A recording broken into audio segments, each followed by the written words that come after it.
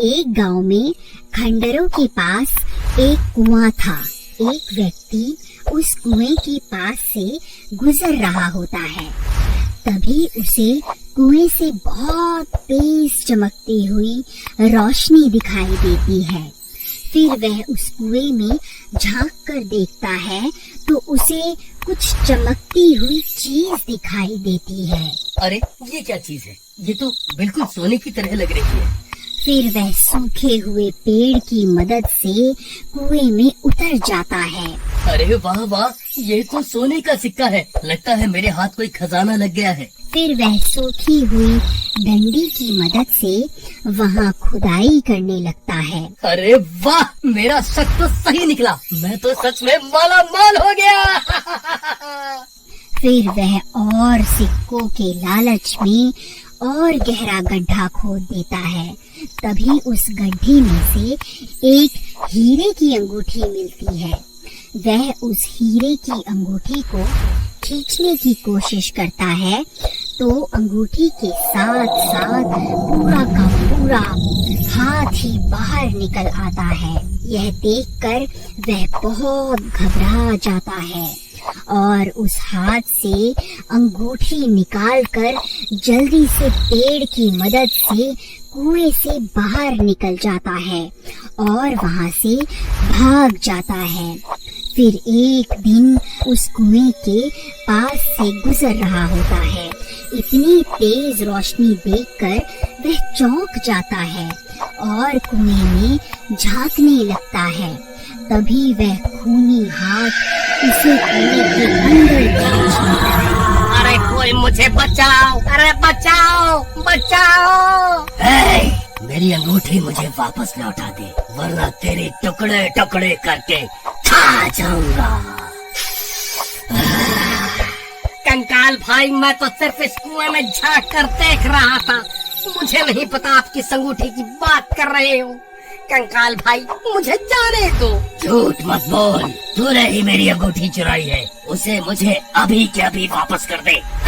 हे भगवान, अब मैं इस कंकाल को कैसे यकीन दिलाऊं कि इसकी अंगूठी मैंने नहीं चुराई। अरे कंकाल भाई, मेरा विश्वास करो, मैं सच बोल रहा हूँ। चाहे तो मेरी तलाशी ले लो। अगर तूने मेरी अंगूठी नहीं चुराई तो फिर किसने चुराई है? जल्दी उसका नाम बता।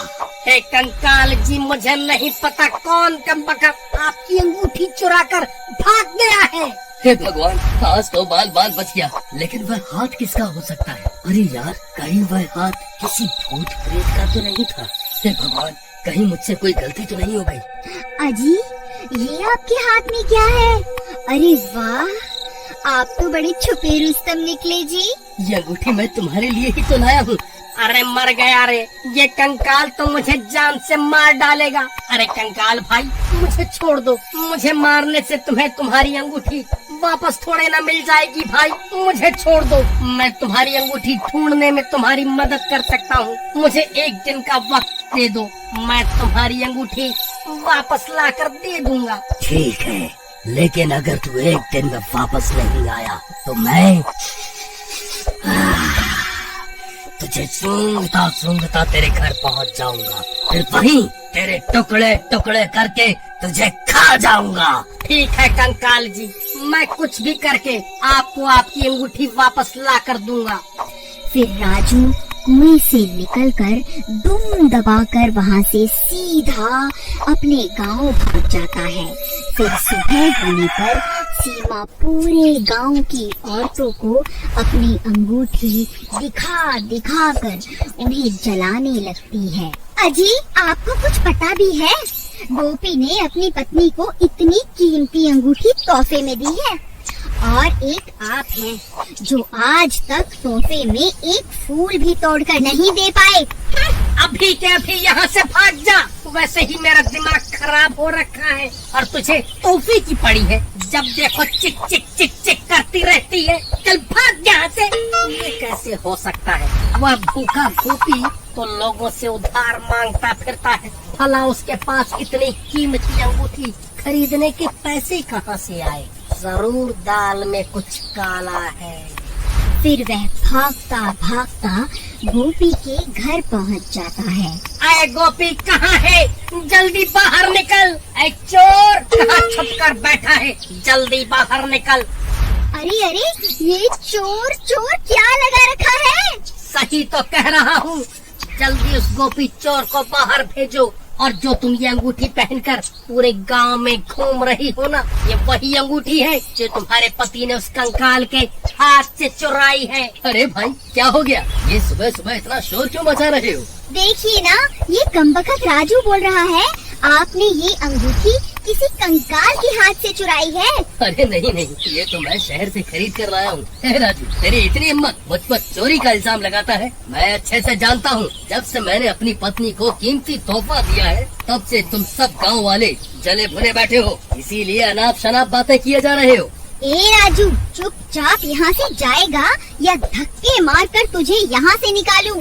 फिर राजू परेशान होकर वापस अपने घर आ जाता है। तभी उसकी पत्नी वहाँ आ जाती है और उसे परेशान देखकर उससे परेशानी का कारण पूछती है।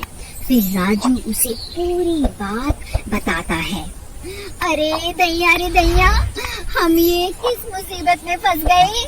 अजी आप अभी के अभी उस सीमा से अंगूठी लेकर उस भूत को वापस कर आओ, नहीं तो रात होते ही वह भूत यहाँ आ जाएगा।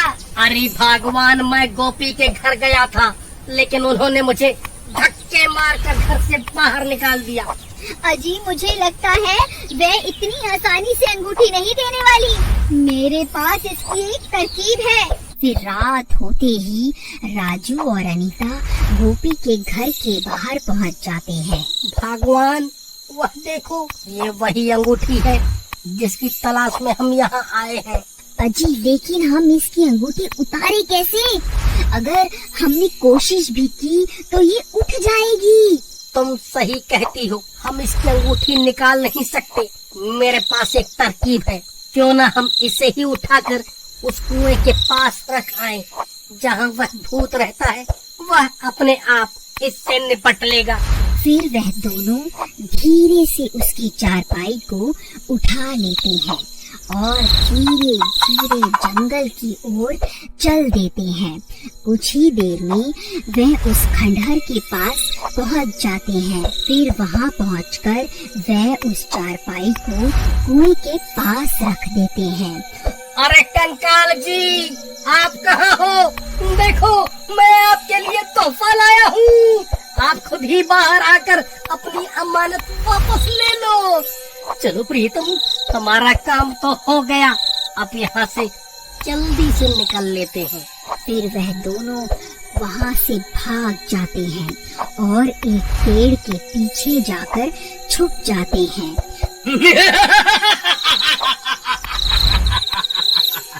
अरे वाह, मैंने तो सिर्फ अपनी अंगूठी मांगी थी, वह गांव वाला तो मेरे लिए एक और तोहफा ले आया।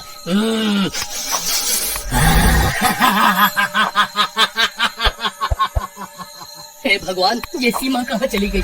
उसकी तो चारपाई भी गायब है। कमबख्त मेरी पत्नी को चारपाई के साथ ही उठा कर ले गया। अरे प्रीतम तुम कहाँ चली गई? तभी गोपी सीमा की तलाश करने लगता है। अरे भाई, तुमने मेरी पत्नी को कहीं देखा है क्या? हाँ भाई, अभी वो राजू और उसकी पत्नी तुम्हारी पत्नी को चारपाई पर लेटा कर कहीं ले जा रहे थे। मुझे लगा शायद तुम्हारी पत्नी की तबीयत खराब होगी। हे भगवान, कहीं वह दोनों उस खंडहर की तरफ तो नहीं गए? फिर वह भी भागता भागता उस कुएं के पास पहुंच जाता है और वहां पहुंचकर हैरान रह जाता है। अरे नाथ मिटो, मेरी पत्नी को उस भूत के हवाले क्यों कराए? अरे मर गई रे, ये मैं कहाँ आ गई? कहीं ये कोई सपना तो नहीं है? नहीं मेरी रानी, ये कोई सपना नहीं है, मैं ही तुम्हारा राजा हूँ। तभी तो तुमने मेरी दी हुई अंगूठी पहनी है। चलो अब कुएं में चलते हैं, अब से वही तुम्हारा नया घर है। फिर वह कंकाल सीमा को अपने कंधों पर उठा लेता है और उसे कुएं में ले जाता है। अगर आप आगे की कहानी देखना चाहते हैं तो कमेंट करके जरूर बताएं।